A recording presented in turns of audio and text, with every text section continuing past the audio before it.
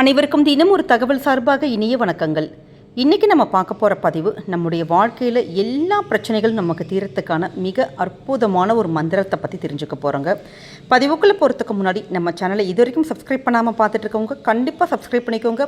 அப்போ தான் எங்களுடைய எல்லா பதிவுகள் நோட்டிஃபிகேஷன்ஸ் உங்களுக்கு உடனுக்குடனே வரும். இப்போ பதிவை பார்க்கலாம். வாழ்க்கையில் மனுஷனை பாடாப்படுத்துகிற பிரச்சனைகள் நிறைய இருக்குது. பணப்பிரச்சனையாக இருக்கலாம், குடும்ப பிரச்சனையாக இருக்கலாம், வீட்டு பிரச்சனையாக இருக்கலாம், இல்லை அண்ணன் தங்கச்சி அப்படி உள்ள ரிலேஷன்ஷிப், குடும்பத்துக்குள்ளே உள்ள பிரச்சனைகள், கணவன் மனைவிக்குள்ளே, இல்லை பிள்ளைங்களுக்கும் அம்மா அப்பாக்குள்ளே, அப்படி நிறைய பிரச்சனைகள், ஆஃபீஸ் பண்ணுற இடத்துல இது மாதிரி ஏகப்பட்ட பிரச்சனைகள் சொல்லிக்கிட்டே போகலாம். அப்படி எல்லா பிரச்சனைகளும் நமக்கு தீரணும் அப்படின்னா நம்ம என்னடா பண்ணுறது வாழ்க்கையில் அப்படின்னு நம்ம கொஞ்சம் யோசிக்க தானே செய்வோம்.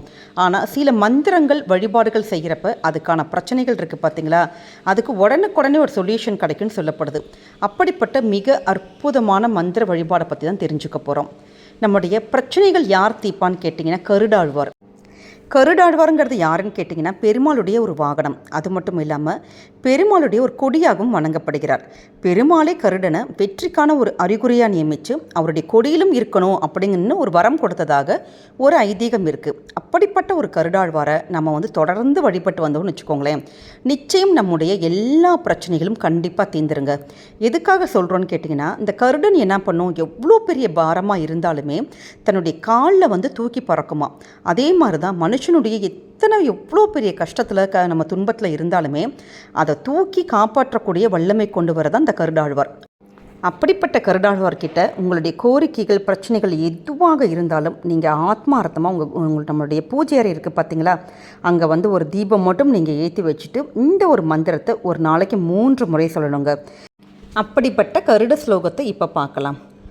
ஓம் ஸ்ரீ காருண்யாய கருடாய வேதரூபாய வினதா புத்திராய விஷ்ணு பக்தி பிரியாய அமிர்த கலசஹஸ்தாய பக பராக்கிரமாய பக்ஷிராஜாய சர்வவக்ர சர்வதோஷ சர்வவிஷ சகல சாப விநாசனாய ஸ்வாஹா. இதுதாங்க அந்த மந்திரம். இந்த மந்திரத்தை பெண்கள் மாதவிலக்கு நேரத்தில் கண்டிப்பாக சொல்லவே கூடாது. அது மட்டும் இல்லாமல் வேறு ஏதாச்சும் குடும்பத்தில் தீட்டுகள் இருந்தாலும் கண்டிப்பாக சொல்லக்கூடாது.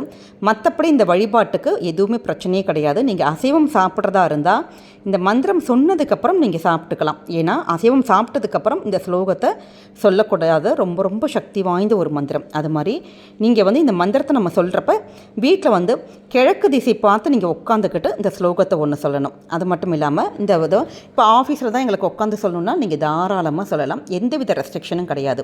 இந்த மந்திர வழிபாட்டை யார் ஒருத்தங்க தவறாமல் சொல்கிறாங்களோ அவங்களுடைய வாழ்க்கையில் துன்பங்கிற ஒரு வார்த்தையோ இல்லை தோல்விங்கிற ஒரு வார்த்தையோ அந்த ஒரு எண்ணங்களே அவங்களுக்கு கண்டிப்பாக வரவே வராமல் போயிருங்கிறது ஒரு நம்பிக்கை, ஒரு ஐதீகம். அதனால் நம்பிக்கையோடு இந்த ஒரு மந்திரத்தை நீங்கள் உச்சரிங்க. உங்களுடைய எல்லா விதமான பிரச்சனைகளும் கண்டிப்பாக தீரும். கருடாழ்வார் எப்படி நம்முடைய எல்லா பாரங்களையும் தூக்கிட்டு இப்படி மேலே பறந்து போகிறாரோ அதே மாதிரி நம்ம யார் ஒருத்தங்க இப்படி வேண்டுறோமோ அவங்களுடைய துன்பங்களை கண்டிப்பாக கஷ்டங்களை அவர் தூக்கி அப்படி பறந்து நம்முடைய வாழ்க்கையானது ரொம்ப ரொம்ப சந்தோஷமாக இருக்கும். இந்த பதிவானது நிச்சயம் உங்களுக்கு பிடிச்சிருக்கும்னு நினைக்கிறேன். பிடிச்சிருந்தா ஃப்ரெண்ட்ஸ் அண்ட் ஃபேமிலி மெம்பர்ஸ்க்கு ஷேர் பண்ணுங்கள். அவங்களும் இதை பார்த்து பயன்பெறட்டும்.